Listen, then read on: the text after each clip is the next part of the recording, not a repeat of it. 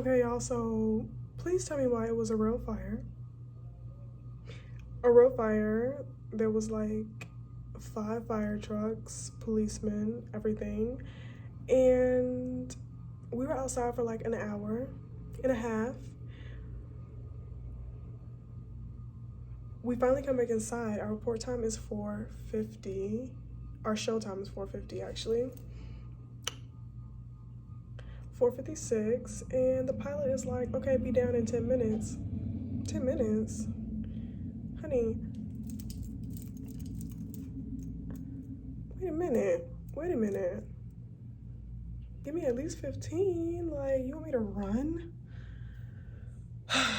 Okay, y'all, so we'll chat later, okay? Hey guys, welcome back to my channel. Okay, so we gotta talk about what happened on my 4-day trip. But before we do that, I do want to tell you guys thank you for everyone who has subscribed.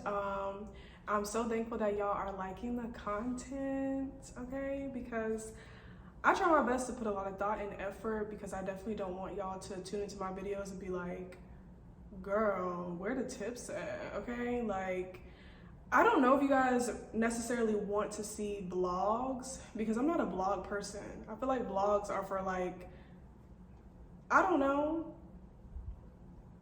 going somewhere fun, and I'm just going to work, so I consider work as work, not like some extravaganza to record. But if you guys would like to see a vlog, then let me know in the comments, and I will definitely try to at least give y'all one vlog a month now, because it's work and I gotta get my mind right and keep my social battery up, so I can't be doing too much. But yeah, please let me know. Also, thank you guys for the conversations that we're having in the comments, because as you know, I'm looking at this camera and I'm like talking to myself, so I appreciate when you guys are commenting and liking the video, because that lets me know that you love the information that I am sharing. And let's keep it up, y'all. We are at like 800 and some change. Like, let's get us to 1,000. Oh my goodness. I'm thankful now and I have gratitude now, and I'll be even more thankful when I reach 1,000 subscribers. Anyways, back to the video. So let's run it back. Had a 4-day in my 6-day bucket. So this is day 5. Yeah, this is day 5. So let's run it back to that little small clip I just showed y'all. So I was on day 3 of my 4-day. I had just finished doing my makeup, and I was like, you know what? Let me record a little video before I go to work.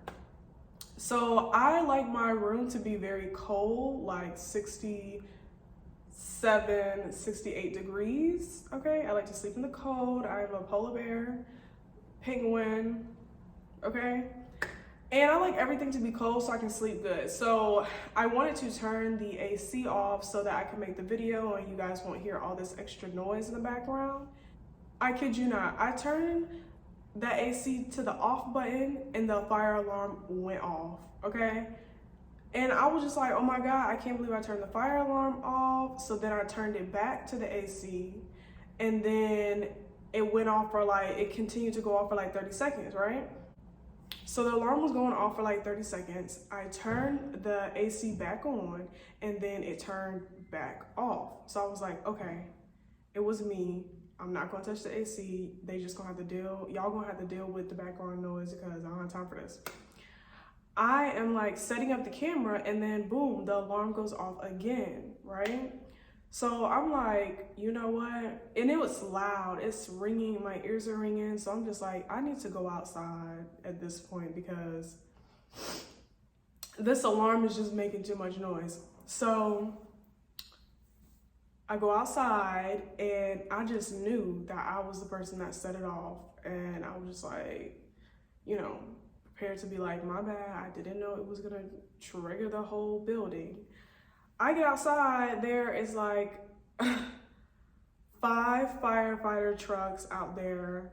Half the building is already outside. So I was probably in there for a good 5 minutes after the alarm went off because I was just thinking it would turn off by itself. So I will say that I was moving in slow motion, and I took the elevator, which was, y'all, don't treat fires like a joke like I did, because I don't know, I was playing around and I was like, this isn't that serious. I'm gonna just take the elevator. Could have got stuck in the elevator and died. But anyway, so I get outside, there are fire trucks, there's police, like it's very serious. So I was like, okay, this can't be my room, like, cause it shouldn't be that deep. Cause normally they will have the system that tells them what's going on, like if, you know, what controls maybe triggered the alarm or what room triggered the alarm. Side note, I have a small clip of the fire trucks that were out, but when it comes to recording things that involve like firefighters, policemen, like I don't record things like that for content because this became a serious matter, and I was like, okay, someone might be dying. I don't feel comfortable recording. I don't feel comfortable filming content just to say, oh, this will be good tea. Like I take those things seriously. So I was just like, okay, this is a real emergency. Let me put my phone out. Like, I don't know what's going on, but I hope that everyone is safe. So, we ended up being out there for like an hour and a half. We come back in, and basically the story that we gathered from the roomers, the hotel staff, the other people, there was a little boy who was playing with a little girl in a hotel room, and they set the microwave on fire. And somehow they got the microwave on the bed, and then the bed caught on fire. I'm not sure how, but the main story, it kept switching from the bed was on fire, the microwave was on fire, he pushed the girl into the fire, like all types of stuff. But the main thing was that little kids were playing in a room, and it kept circling back to the microwave catching on fire. It ended up, smoke filled the second floor of the hotel. I was on the third floor. The other flight attendant, she was saying that she felt like she could smell the smoke, one, and she could feel the heat because, you know, heat rises. So she was like, she could feel the heat like in her room from the floor below. Me, I'm thinking it's my AC the whole time. So I was like, I didn't smell nothing. I was just like, I can't believe I just triggered the alarm. So the whole time I thought it was me. It was a real fire going on at the exact same time that I turned off the AC. So that was crazy. We ended up running, I don't know, maybe like 30 minutes late pushing out with like the aircraft to get back to Dallas. And then we had a 2-hour sit, and then we had another flight, then we had another overnight, and that was the last day of our 4-day coming into the next day, right? So that was just recapping on that hotel situation. That was crazy. Nobody was hurt, everybody was fine, the kids were okay. I don't know where the parents was. Okay, that part of the story was missing. I don't know where the parents were at, but everyone ended up being okay. And I am thankful for that. But no, so enough of that hotel tea. So I get home the last day of my 4-day, which was yesterday, 7:30, that was the release. So 7:30, which, to be honest, my whole 4-day trip was technically a PM shift trip, because every night of my 4-day, I was getting in the hotel at 11:30 midnight. And I wasn't used to that because, like I said, I've been on an AM shift for the past 5 months, and we would be done by between 1 and 5 o'clock. So I'm not used to the whole 11:30, 12. And then the next day we don't report until 4. So it's so much, what do I want to call that? That space, so much idle time that you're waiting until your show time. So it's like, okay, I need to do things to keep myself busy. I didn't bring my gym clothes, which that's no excuse, honestly. I could have just did YouTube workouts in my room, but decided to be lazy. Then when I was gonna work out, I didn't. And then I was like, let me record. Then the fire alarm started. So technically I did have the mindset, but I didn't do nothing. So I need to have a better game plan come next month, because June I will be back on PM shift and I'm not gonna know how to act. So I need to have a schedule for downtime, because I don't want to just be sitting here playing around, twiddling my thumbs, waiting for showtime. Anyways, okay, so I get home 7:30, mind you. The next day I'm supposed to be on reserve again. Now I was thinking maybe they're gonna give me a break, but I was like, girl, you know the company, you're not getting a break, stop. I didn't get home until about 9:30, and then, you know, I unwind, take a shower, and get myself together, and I'm checking my schedule to see if I got a trip, if a trip has posted or anything like that. There's not a trip. It's now 11 o'clock, still no trip on my schedule, no ready reserve. I was like, you know what, they may just put me on ready reserve. No ready reserve, nothing. So I was like, okay, they might leave me alone tomorrow. They might, because normally, because I'm on PM shift, at the latest, they will put a trip on my schedule by like 10, 11 o'clock at the latest. So I go to sleep 11 because I was like, you know what, it'll be fine. I had planned on getting up at 5 to go work out, start my day, you know. 5 a.m. club and work out, be healthy, yada, yada, yada. So I go to sleep and it was like 2:30 in the morning, and I go check my phone because sometimes, listen, when you're on, I was on probation for a long time, that whole year, that needing to check your schedule while you're on reserve is like,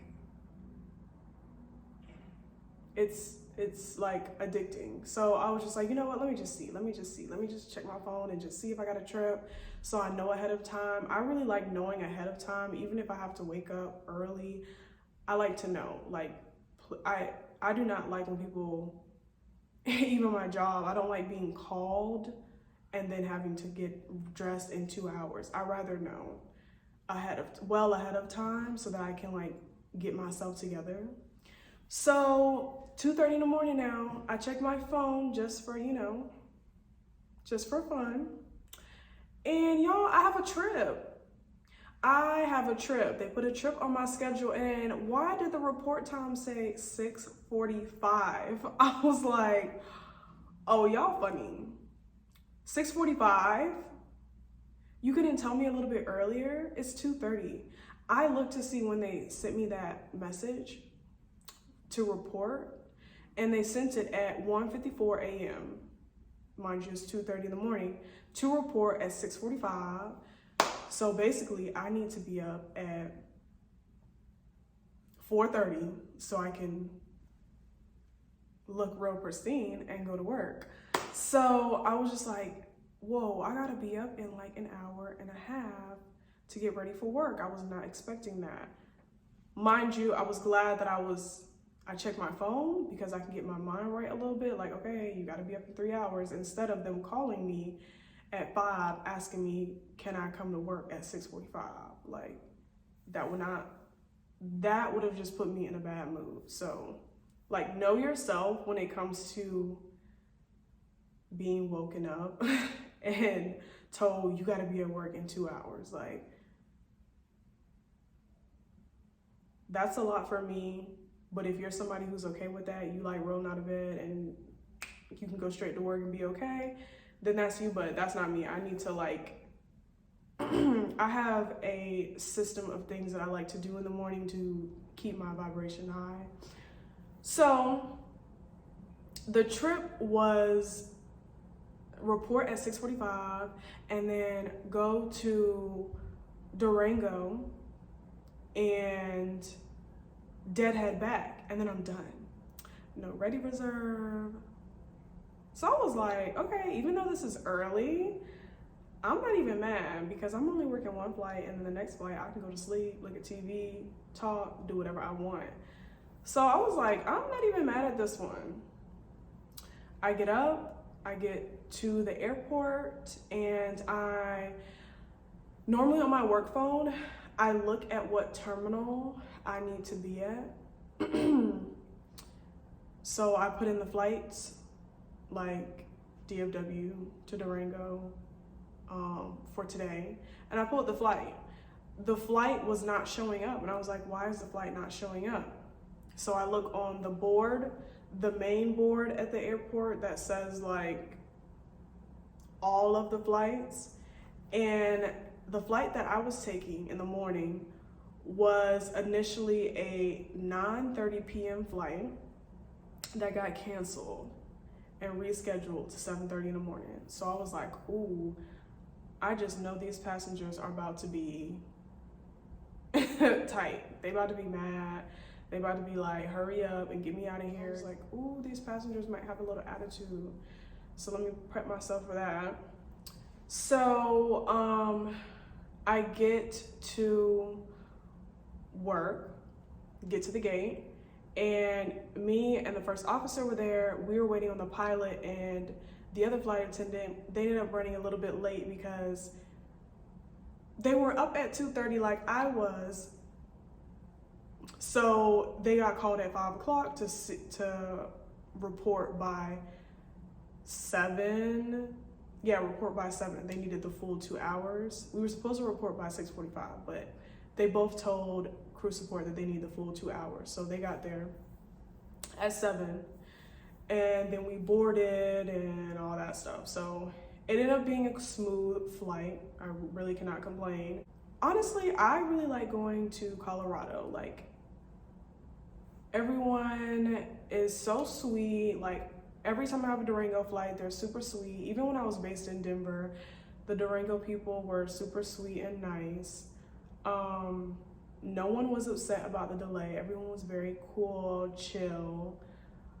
I don't know. I never have, like, going to Colorado, those passengers are like my favorite passengers. They like drinking water, okay, no ice, which is healthy, but that also means less work for me, not, you know, bending down, grabbing Cokes and sodas and all that stuff. But I just feel like the Colorado people are very health conscious. They already have their own water. It's just an easy service, and everyone's super nice. So that's like Aspen, Durango. Where else do we going? I haven't really been to Denver since I've been based in Dallas. There's another place, Colorado Springs. Like, all those passengers, the passengers that go to Colorado are very chill. I don't have any complaints. So yeah, all the passengers I had were very chill. They were respectful, you know, following instructions, seat belts on, had the bags under the seat. It was great. I have no complaints. Okay, so we get to Durango, and then we immediately take the same plane back to Dallas, but this time as passengers and other people are working. So I have no complaints. I ended up getting home by 1:30, and the rest of my day is free. So I'm like, you know what? Even though I had to wake up super early, I don't have any complaints. So that is the blessing of being on AM shift, but now I'm gonna be back on PM shift. I haven't been on PM shift in a while, so that's gonna be a whole new team. But yeah, so that was the gist of my 4-day and how all that was. I hope you guys enjoyed that little tea time Let me know in the comments if you would like to see some vlog stuff, if you like more tea time, if you like more tips, if you want to see vlogs, like what do y'all want to see? Because ultimately I want you to get value when you come to this page, like, and you look at my channel. I don't want you to be like, this girl be sitting up here not talking about nothing. Like, I really want to help you guys. Oh, also, I know the last video was about drinks, but just to recap, there were some things that I left out on drinks because at this point it's so normal for me. But I did want to say that if you have beer, if you are ever serving beer, no ice. No ice for beer. Also, if you have orange juice, do not put ice in the orange juice, okay? Unless the person says orange juice with ice, then put the orange juice. If you made it this far, please drop an orange. Like, who is sticking with the girl? Because I'm trying to put y'all on, okay? So you can have a smooth experience, because nobody wants orange juice that's watery. So no ice in the orange juice, no ice in the apple juice. And if someone wants ice in their water, they will say ice water. Or you can ask them, do they want ice? But 9 times out of 10, they will say, may I have ice water? Those are like some of the common drink orders. Oh, tomato juice, 9 times out of 10 with no ice. So definitely ask with ice and give them a stir stick, because that tomato juice is thick, honey. I don't even know how people can drink tomato juice. I tried the Bloody Mary mix for like the first time last week, and it tastes like ravioli with no meat. Like, drain the food, what is the word I'm trying to use? If you drained all the particles and what you have left is just the flavor and the water, that's what that is. And I don't know how people drink that, but they do and they love it. No shade, no tea. I don't think my taste buds have evolved to that point. Maybe one day, but not today. Anyways, I hope you guys enjoyed this video, and I will see you in the next video.